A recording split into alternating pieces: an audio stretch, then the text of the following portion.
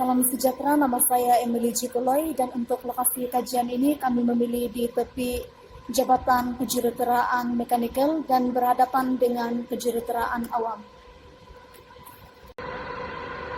Kajian ini dilaksanakan untuk membolehkan pelajar memanfaatkan perubahan di lokasi kajian yang membolehkan mereka melalui kawasan tersebut tanpa perlu risau tanah yang lembut selepas hujan dan laluan alternatif untuk tiba ke destinasi yang ditujui. Pengambilan data melalui ukur aras menggunakan kaedah grid dapat mengenal pasti permukaan tanah yang tidak rata di kawasan tersebut, dan pemodelan tanah secara 3D menggunakan model nyata dapat memberi gambaran jelas perubahan yang berlaku di lokasi kajian. Untuk penyataan masalah ini adalah kebanyakan pelajar lebih cenderung memilih lokasi kajian sebagai laluan mereka. Berdasarkan pemerhatian kami, pelajar suka melalui lokasi kajian ini dan bukannya bahu jalan karena sikap mereka yang suka berjalan secara berkumpulan. Dan tanah yang kurang rata dan kadangkala lembab ini menyukarkan pelajar untuk melalui lokasi kajian. Melalui ukur aras ini, ia dapat mengenal pasti ketinggian tanah dan membantu dalam proses penampakan dan pemotongan tanah untuk tujuan meratakan permukaan tanah. Dan melalui keadaan tanah yang rata ini, pelbagai pembinaan dapat dilakukan untuk menyelesaikan permasalahan yang dihadapi oleh pelajar. Nama saya Syarina, nomor matriks 07 DKE 18F 2047. Plus, objektif ialah membuat pengukuran aras di kawasan tapak kajian. Seterusnya, mereka bentuk modeling sebelum dan selepas ditambah. Dan objektif ketiga ialah membuat perbandingan modeling sebelum dan selepas ditambah.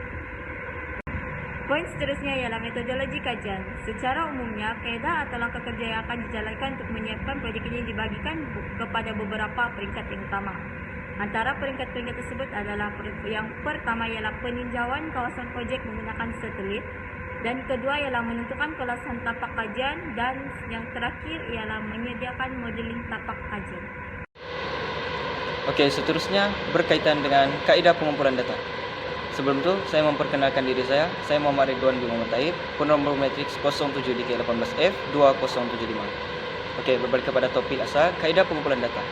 Kaidah pengumpulan data dilakukan melalui pengukuran aras, lokasi kajian menggunakan peralatan ukur aras, dan penggunaan internet sebagai sumber rujukan yang berkaitan dengan kajian ini. Berikut adalah contoh modeling yang dibuat. Modeling ini mengikut skala tertentu, yaitu 1:250. Untuk mengukur aras ini, kami menggunakan kaidah grid. Untuk ukur aras ini akan dicatatkan dalam jadwal. Seterusnya, dapatan kajian.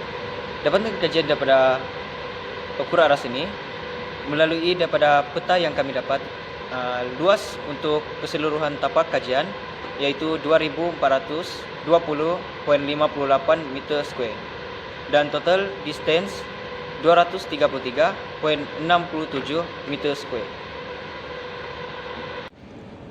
Oke, seterusnya berkaitan dengan penghasilan modeling. Penghasilan modeling menggunakan bahan utama yaitu tanah liat dan juga karbon. Seterusnya, modeling ini menggunakan skala 1:250. Dan kaidah pengukuran yang kami gunakan dalam proses penghasilan modeling yaitu kaidah grid. Seterusnya, kaidah grid. Kaidah grid yang kami gunakan mempunyai 20 poin, start daripada poin E dan juga seterusnya adalah poin terakhir, poin T. So, saya akan membentangkan berkaitan dengan modeling yang selepas dan sebelum ditambah. Oke, apabila kita lihat pada modeling sebelum, kita dapat perhatikan di bagian tinggi ataupun lebih tinggi daripada yang rendah berhadapan di bangunan awam. So, seterusnya bagi modeling yang selepas ditambak, kita dapat lihat permukaan yang telah ditambak. Nampak lebih rata dan nampak lebih seimbang.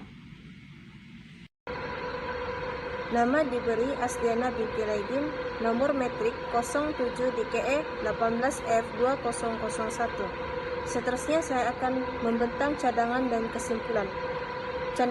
Cadangan daripada kumpulan kami terdapat dua, yaitu pembinaan paving block.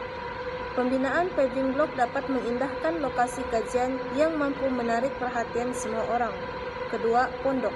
Selain mampu dijadikan sebagai tempat belajar dan perbincangan secara berkumpulan, pondok ini dapat membantu warga politeknik untuk berehat di pondok ini. Seterusnya kesimpulan. Pertama, yaitu ukur aras dapat mengenal pasti ketinggian tanah yang membolehkan pelbagai pembinaan dilakukan di tanah tersebut. Selain itu, keadaan tanah yang sama di lokasi kajian membolehkan kaedah grid mudah dilaksanakan dan merupakan salah satu kaedah pengukuran dalam ukur aras. Seterusnya, penghasilan pemodelan secara nyata membantu dalam melihat dengan lebih jelas keadaan kawasan tanah.